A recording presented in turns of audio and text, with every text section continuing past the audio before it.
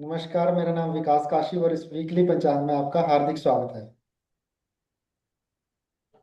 नमस्ते, मेरा नाम शालिनी मिश्रा है और इस बार का वीकली पंचांग 27 अक्टूबर से 2 नवंबर तक का है।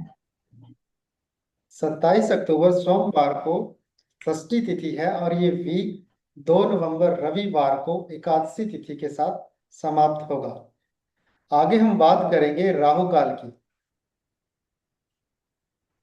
जी। जी, तो राहु काल जो है, जैसा कि हम हमेशा बताते आए हैं कि राहु काल में आपको क्या क्या नहीं करना है। जो भी बहुत इंपॉर्टेंट कार्य हैं वो सारे नहीं करने चाहिए। वैसे इस वीक का राहु काल कब कब पड़ रहा है वो आपको डिस्क्रिप्शन में और स्क्रीन पर दिख जाएगा, तो उसका थोड़ा सा ध्यान रखना है। अगर बहुत महत्वपूर्ण कार्य करने जा रहे हैं उसी समय, तो हो सकता है उस कार्य के जो रिजल्ट है, जो आउटपुट है, वो आपको बहुत अच्छे नहीं मिले, या काम में डिले हो जाए, या किसी भी तरह का कोई ऑब्स्टिकल आ जाए। क्योंकि राहु का काम होता है भ्रम को पैदा करना, और मति भ्रम जो होता है वो उस समय आ सकता है, और कहीं ना कहीं आपके जो काम है वो बनते बनते बिगड़ सकते हैं। तो बस इस चीज का ध्यान रखें कि कोई इंपॉर्टेंट या कोई नई चीज बस उस समय शुरू ना करें। जी। आगे हम बात करेंगे योग की। तो सबसे पहले है सर्वासिद्धि योग। 2 नवंबर रविवार को शाम को 5:04 से लेके 3 नवंबर सूर्योदय तक रहेगा। जी। सर्वार्थ सिद्धि योग सभी कार्यों को पूर्ण करने वाला योग है। इस योग में हम जो जो कार्य करते हैं उन सभी के फल पूर्णतः अच्छे प्राप्त होते हैं। ये एक बहुत अच्छा शुभ योग माना जाता है। इसमें हम किसी भी तरह का अच्छा कार्य कर सकते हैं। किसी भी तरह का कोई रिस्ट्रिक्शन नहीं है कि पर्टिकुलरली यही काम करें ये ना करें, ऐसा नहीं है। चाहे हमारा करियर हो गया, या रिलेशनशिप से रिलेटेड जैसे कि शादी तय करना है, या कोई भी तरह का संस्कार है, गृह प्रवेश है, या कोई इन्वेस्टमेंट है, साथ ही साथ कोई नया बिजनेस शुरू करना है, नया प्रोजेक्ट करना है, या जॉब को ज्वाइन करना है, किसी भी तरह का हम कार्य इस शुभ योग में शुरू कर सकते हैं। हालांकि इस बार ये रविवार को पड़ रहा है, एकादशी को पड़ रहा है, ये बहुत ही शुभ है। लेकिन रविवार को पड़ रहा है तो हो सकता है जॉब से रिलेटेड चीजें वो भी शाम के समय के बाद ना हो पाए। तो जो भी आप अदर चीजें करना चाहते हैं अपने जीवन में, वो सारी चीजें कर सकते हैं। जैसे रिलेशनशिप से रिलेटेड आप इसे यूज कर सकते हैं। बहुत सारे लोग हैं जो लड़के वाले लड़की देखने जाते हैं, या लड़की वाले लड़के देखने जाते हैं, वो काम भी आप इसमें आसानी से कर सकते हैं। जी। आगे हम बात करेंगे रवि योग की। तो इस वीक पे 2 बार रवि योग पड़ेगा। पहला है 27 अक्टूबर सोमवार को दोपहर को 1:28 से शुरू होगा और ये रहेगा 28 अक्टूबर दोपहर के बाद 3:45 तक। और दूसरा रवि योग 30 अक्टूबर गुरुवार को शाम को 6:34 से शुरू होके 1 नवंबर शनिवार को रात को 1:21 तक रहेगा। जी। रवि योग जो है वो सूर्य से जोड़ा जाता है, और सूर्य हमारी इम्यूनिटी का कारक होता है। बहुत ही शुभ योग है। इससे इसके चलते हम क्या क्या काम कर सकते हैं? हम वो सारे काम कर सकते हैं जो हम सर्वार्थ सिद्धि में करते हैं। चाहे वो काम से, वर्क से रिलेटेड है, या और भी जो शुभ कार्य हैं वो सारे कर सकते हैं। लेकिन जो ध्यान रखने वाली चीज है वो है, ये है कि सूर्य जो है उसमें तेजी होती है, गर्मी होती है, और सन वहां खराब होता है जब व्यक्ति ओवर कॉन्फिडेंस में या ओवर रिस्क लेके काम करता है। तो यहाँ पे ओवर रिस्क लेके कोई भी हाई इन्वेस्टमेंट नहीं करना है, इस चीज का बहुत ध्यान रखना है। दूसरी बात जिसका आपको, जो आप इसमें कर सकते हैं स्पेसिफिकली, जैसे कि मैंने अभी बताया कि सूर्य जो है वो इम्यूनिटी का कारक है, जीवन का कारक है। तो मेडिसिन से रिलेटेड आप कोई भी कार्य इस योग में शुरू कर सकते हैं। किसी भी पेशेंट को मेडिसिन देना है, वो स्टार्ट करना है, उसके लिए बहुत ही परफेक्ट योग है। अगर इस पीरियड में मेडिसिन स्टार्ट की जाती है तो वो पेशेंट के ठीक होने के चांसेस बढ़ जाते हैं। साथ ही साथ अगर मेडिसिन से रिलेटेड कोई कार्य शुरू करना चाहते हैं तो उसके लिए भी बहुत ही परफेक्ट समय है ये। तो अगला, सर त्रिपुष्कर योग के बारे में बता दीजिए। हाँ, इस बार त्रिपुष्कर योग 28 अक्टूबर मंगलवार को दोपहर के बाद 3:45 से शुरू होगा और ये 29 अक्टूबर बुधवार को सूर्योदय तक रहेगा। और दूसरा त्रिपुष्कर योग 2 नवंबर रविवार को सुबह 7:32 से शुरू होकर 2 नवंबर रविवार को शाम को 5:04 तक रहेगा। जी। जी, तो जैसे रवि योग के अंदर आपने देखा था कि समय हमें 27 और 28 काफी समय मिल रहा था इस बार। इसी तरीके से 30 अक्टूबर से 1 नवंबर काफी समय मिल रहा है, 3 दिन का समय बहुत अच्छा समय है। त्रिपुष्कर में भी आपको यहाँ 28 अक्टूबर से 29 अक्टूबर तक का आपको काफी टाइम मिल रहा है, साथ ही साथ 2 नवंबर का तो आपको पूरा दिन मिल रहा है। त्रिपुष्कर योग एक बहुत ही शुभ योग है। त्रि मतलब 3 गुना, जो भी कार्य करा जाता है उसका फल 3 गुना मिलता है। इसमें हम सभी तरह के शुभ कार्य कर सकते हैं, लेकिन ध्यान रखना है कोई भी मेलिफिक कार्य जो हमारे जीवन के लिए अच्छा नहीं है, चाहे वो कोर्ट से संबंधित काम क्यों ना हो, आपको किसी भी तरह का कोई आवेदन नहीं देना है। वैसे रविवार को आप नहीं कर सकते, लेकिन मंगलवार और बुधवार की मैं बात करूं तो आपको स्पेशली उस दिन नहीं चूज करना है वो दिन, क्योंकि अगर आप कोर्ट से संबंधित या किसी भी इस तरह का काम करते हैं तो वो भी 3 गुना बढ़ सकता है, यानी कि आपके जीवन में ट्रिपल टाइम्स उस तरह की प्रॉब्लम आ सकती है जब आपको बार बार वही काम करना पड़े। तो स्पेसिफिकली शुभ योग है, लेकिन केवल शुभ कार्यों के लिए। और 3 गुना फल भी उन्हीं का चाहिए, जो भी चीज होगी वो मल्टीप्लाइड बाय 3 हो जाएगी आपकी लाइफ में। तो बस इस चीज का आपको ध्यान रखना है कि कौन सा कार्य करने जा रहे हैं तो क्या करना चाहिए और क्या नहीं करना चाहिए। जी। आगे हम बात करेंगे प्रमुख तिथियां, व्रत और त्योहार। तो इस बार काफी घटनाएं हो रही हैं इस वीक में। तो सबसे पहले हम बात करेंगे 27 अक्टूबर सोमवार को मंगल ग्रह का गोचर जो है वो अपनी दूसरी राशि वृश्चिक राशि में शाम को 3:41 पे होगा। तो शालिनी मैम, आप बताइए दर्शकों को कि ये मंगल का गोचर उनके लिए कैसा रहेगा, उनकी चंद्र राशि के हिसाब से।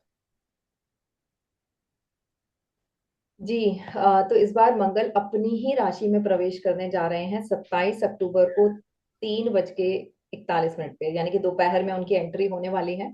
और मंगल, जैसा कि सभी जानते हैं कि मार्स के जब भी राशि परिवर्तन होते हैं तो अचानक रिजल्ट दिखते हैं, क्योंकि मार्स जो है वो सडन एनर्जी का कारक है, उनमें बहुत ऊर्जा है। और वो जहां भी जाएंगे एकदम से, जिस भी घर में प्रवेश करेंगे, जिस भी राशि में प्रवेश करेंगे, वहां की ऊर्जा वो एकदम बढ़ा देंगे। अब वो निगेटिव होती है या पॉजिटिव होती है, डिपेंड करता है कि आपकी चंद्र राशि क्या है, उस समय की बाकी पोजीशंस क्या है। तो चलिए अब हम बात करते हैं मेष राशि वालों के लिए। इनको अचानक धन का लाभ हो सकता है, क्योंकि मंगल 8वें घर में जा रहे हैं। लेकिन हो सकता है कोई अजीब तरीके से नुकसान हो जाए। अजीब मतलब आपने कहीं ऑनलाइन कोई शॉपिंग करी और मति भ्रम के कारण गलत इन्वेस्टमेंट होगी, तो इस तरह का नुकसान हो सकता है। तो वहां सारे के सारे ट्रांजेक्शन करते समय बहुत ध्यान रखना है आपको। गुस्से से बचना है, एकदम इम्पल्स होके कोई भी निर्णय नहीं लेना है। वृषभ राशि वालों के लिए रिलेशनशिप से रिलेटेड अप एंड डाउन हो सकते हैं, तो यहाँ पर ध्यान रखने की बहुत जरूरत है। लेकिन रिलेशनशिप में एक अट्रैक्शन भी बना रहेगा और साथ में टकराव, दोनों चीजें देखी जा रही हैं। सावधानी के लिए अगर हम कहें तो जिद रिलेशनशिप के अंदर अच्छा नहीं होता, तो अपनी बात मनवाने के लिए दूसरे को डोमिनेट ना करें। बात करते हैं मिथुन राशि वालों के लिए। मिथुन राशि वालों के लिए कंपटीशन बढ़ सकता है, लेकिन आपके सक्सेस के चांसेस भी उतने ही ज्यादा हैं। तो मेहनत करते रहें, बट ओवरवर्क से बचें, खुद को एग्जॉस्ट ना करें। स्वास्थ्य में काफी सुधार दिख रहा है। कर्क राशि वालों के लिए रिलेशनशिप में काफी एक्साइटमेंट और पैशन आ सकता है, रिलेशनशिप बेहतर हो सकता है, लेकिन आपको अपने संतान पर ध्यान देने की बहुत जरूरत है, क्योंकि यहाँ थोड़ा सा संतान से रिलेटेड इश्यूज दिख रहे हैं। अगर हम बात करते हैं सिंह राशि वालों के लिए, तो घर परिवार में बदलाव आ सकता है, यानी कि कोई प्रॉपर्टी या भूमि से जुड़े कोई निर्णय ले सकते हैं, यानी कि कुछ चेंजेस आ सकते हैं। पेरेंट्स यानी कि स्पेशली मदर का जो स्वास्थ्य है और उनके साथ जो संबंध है वो दोनों मधुर होंगे। कन्या राशि वालों के लिए उनकी कम्युनिकेशन की क्षमता बहुत बढ़ सकती है, डिसीजन एबिलिटी बहुत अच्छी हो सकती है। अगर कहीं कोई ट्रैवल हो रहा है तो उससे भी उन्हें लाभ हो सकता है, लेकिन अपनी भाषा को थोड़ा सा ध्यान में रखते हुए बात करें। ऐसा नहीं है कि वाणी मतलब बोलते समय थोड़ी कठोरता आ जाए, तो बस इसका ध्यान रखना है। बाकी रिलेशनशिप्स आपकी सिबलिंग्स के साथ बहुत अच्छे होने वाले हैं इस बार। लिब्रा यानी कि तुला राशि वालों के लिए धन की वृद्धि होगी, लेकिन खर्च भी होगा। ये इनके साथ धन भी आ रहा है, मतलब फाइनेंशियल गेन भी दिख रहा है, साथ ही साथ एक्सपेंसेस भी दिख रहा है। बट इनका कॉन्फिडेंस बढ़ेगा। अपनी हैबिट्स को थोड़ा सा डिसिप्लिन में लाएं और उल्टा सीधा बाहर का ना खाएं, अदरवाइज हेल्थ इशू हो सकता है। हम बात करते हैं खुद वृश्चिक राशि वाले, जिनके लगन में ही मंगल आ रहा है। इनका तो आत्मविश्वास, उत्साह, एनर्जी सब कुछ बहुत हाई होने वाली है, क्योंकि मंगल अपने घर में पहले घर में होगा, अपनी ही राशि का होगा। तो कोई भी नया काम अगर शुरू करना चाहते हैं तो उसके लिए ये समय बहुत ही ज्यादा अच्छा है। लेकिन इम्पल्स होके कोई भी डिसीजन ना लें। धनु राशि वालों के लिए अगर हम बात करें तो इनका आध्यात्मिक झुकाव बहुत बढ़ सकता है, मतलब स्पिरिचुअलिटी की तरफ इनका झुकाव होगा, वहीं पर इनका थोड़ा एक तरह से समय बीतेगा। और रहस्यमय साधना, अगर कोई भी साधना या किसी भी तरह की मेडिटेशन या ध्यान में बैठेंगे तो इनके लिए बहुत अच्छा है, लेकिन अपनी नींद का ध्यान रखें। मकर राशि वालों के लिए इनको नेटवर्किंग से लाभ हो सकता है। अभी इनके जो रिलेशनशिप्स बने हैं स्पेशली सोशल, यानी कि जो फ्रेंड्स हो गए या कोई नेटवर्किंग रिलेशनशिप्स हैं, कलीग्स हैं, उनसे इनको कुछ बेनिफिट या प्रॉफिट हो सकता है, या कोई अच्छी सलाह या कोई अच्छी प्लानिंग में उनको लाभ मिल सकता है। जो भी इनकी योजनाएं हैं वो बहुत ज्यादा साकार होंगी, एक तरह से अभी तक जो प्लानिंग करते आ रहे हैं उसका इनको रिजल्ट दिखने लगेगा। लेकिन वहीं गलत संगति से बचना है, आपको ये देखना है कि आपके नेटवर्क में कैसे लोग हैं और आपको कैसी सलाह दे रहे हैं। बात करते हैं कुंभ राशि वालों के लिए, करियर बहुत ही ज्यादा मजबूत होने वाला है। साथ ही साथ इनको अच्छी रिस्पॉन्सिबिलिटीज मिल सकती हैं और उसमें ग्रोथ भी मिलेगी। लीडरशिप भी करेंगे, लेकिन अपने बॉस या सीनियर के साथ बहस ना करें। आपको जैसे लीडरशिप मिली और ओवर कॉन्फिडेंस में आके आपने उनसे बहस कर ली, ये नहीं करना है, इस पर ध्यान रखना है। मीन राशि वालों का भाग्य तो मजबूत होगा। अभी तक जो उनको थोड़ा सा एक लग रहा था कि काम नहीं बन रहे हैं, थोड़े बढ़ेंगे, मदद भी मिलेगी। और साथ ही साथ जो लोग धार्मिक चीजों में आगे बढ़ना चाहते हैं उनके लिए अच्छा समय है। और उच्च शिक्षा, यानी कि कोई जो स्टूडेंट्स हैं हायर अपने एजुकेशन की तैयारी कर रहे हैं, कंपटीशन की तैयारी कर रहे हैं, उनमें काफी बेनिफिट दिखाई दे रहा है। लेकिन इनको आलस भी बहुत आ सकता है, इस चीज का ध्यान रखना है। तो ये सारी जो इस बार मंगल का जो गोचर होने वाला है उसके सभी के बहुत, मतलब मैंने आपको रिजल्ट्स बताए हैं कैसे रहेंगे, तो थोड़ा सा ध्यान रखें। क्योंकि लाभकारी राशियां जो वृश्चिक, मकर, कुंभ, सिंह ये सब दिख रही हैं, लेकिन सावधानी जिनको ज्यादा बरतनी है वो वृषभ, कर्क, मिथुन और मीन राशि वालों को थोड़ी सी ज्यादा सावधानी बरतने की जरूरत है। इसी के साथ हमारा ये जो गोचर है मंगल का वो समाप्त होता है। आगे का विकास सर आप थोड़ा सा शेयर कीजिए। 30 अक्टूबर गुरुवार को गोपाष्टमी है। गोपाष्टमी कार्तिक शुक्ल पक्ष की अष्टमी तिथि को मनाई जाती है, और इस पर्व का महत्व भगवान श्री कृष्ण और गौ माता की आराधना के साथ है। और यह पर्व लगभग 8 दिन के बाद आता है दिवाली से। कहते हैं कि जब भगवान श्री कृष्ण युवावस्था में आए थे तो नंद बाबा ने उनको गौपालक के रूप में एक जिम्मेदारी दी थी कि आज से आप गौएं चरा सकते हैं। कहते हैं कि इसी दिन से श्री कृष्ण को गोपाल और गोविंद के नाम से जाना जाता है। इसका अगर हम देखते हैं ज्योतिष महत्व, तो इस दिन गौ सेवा करने से शुक्र और चंद्र ग्रह दोनों मजबूत होते हैं, जिससे हमारे को सुख, समृद्धि और मानसिक शांति मिलती है। अगर हम पूजा विधि की बात करें तो इस दिन गौ माता स्नान करवाना चाहिए, चारा खिलाना चाहिए, रोटी और गुड़ खिलाना चाहिए, और भगवान श्री कृष्ण और बलराम जी की आराधना करनी चाहिए। आगे हम बात करेंगे 31 अक्टूबर शुक्रवार को पंचक प्रारंभ होंगे। तो देखिए पंचक क्या है। जब चंद्रमा धनिष्ठा नक्षत्र के तीसरे और चौथे चरण में प्रवेश करता है और फिर वो शतभिषा, पूर्व भाद्रपद, उत्तर भाद्रपद और रेवती नक्षत्र से गुजरता है तो उन्हें हम पंचक कहते हैं। और यह लगभग 5 दिन का समय होता है।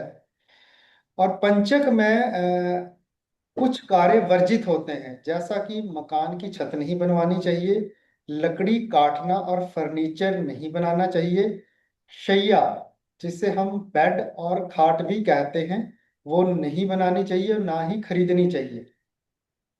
और हमें दक्षिण दिशा में यात्रा नहीं करना चाहिए। और पांचवा, हमें शव दहन से बचना चाहिए। परंतु अगर किसी की मृत्यु हो गई है तो हम शव दहन को रोक नहीं सकते, तो उसका जो है हम पंचक शांति के साथ वो शव दहन कर सकते हैं। अगर हम ज्योतिष महत्व की बात करें पंचक में, तो पंचक में चंद्रमा कुंभ और मीन राशि से होकर गुजरता है, जो कि चर्म, वायु तत्व और जल तत्व की राशियां होती हैं। अब इसमें होता क्या है कि इन दिनों में मनुष्य की मानसिक और भौतिक गतिविधियां अस्थिर हो जाती हैं। इसीलिए शुभ कार्य रोकने की परंपरा बनी हुई है। पंचक में क्या करें? विष्णु भगवान की आराधना करें, हनुमान जी का भी आराधना कर सकते हैं, और आप चंद्रदेव की उपासना कर सकते हैं। ओम नमो भगवते वासुदेवाय का जाप कर सकते हैं। गरीबों को वस्त्र, भोजन आदि दान कर सकते हैं। आगे है 2 नवंबर रविवार को एकादशी तिथि है, और इसको हरि प्रबोधनी एकादशी व्रत के नाम से जाना जाता है। यह व्रत कार्तिक मास की शुक्ल पक्ष की एकादशी तिथि को पड़ता है। व्रत की जो पौराणिक कथा है, कहते हैं कि चतुर्मास के 4 महीने, मीन्स देवशायनी एकादशी से लेके हरि प्रबोधनी एकादशी तक, ये 4 महीने होते हैं। इन दिनों भगवान हरि विष्णु जी जो है वो योग निद्रा में रहते हैं। तो इसी दिन जो है वो योग निद्रा से जागते हैं, और के साथ जो है शुभ कार्य, विवाह और गृह प्रवेश आदि कार्यों की पुनः शुरुआत हो जाती है। इस दिन तुलसी विवाह का भी चलन है। तो लोग इस दिन जो है तुलसी का विवाह शालिग्राम जी से करते हैं।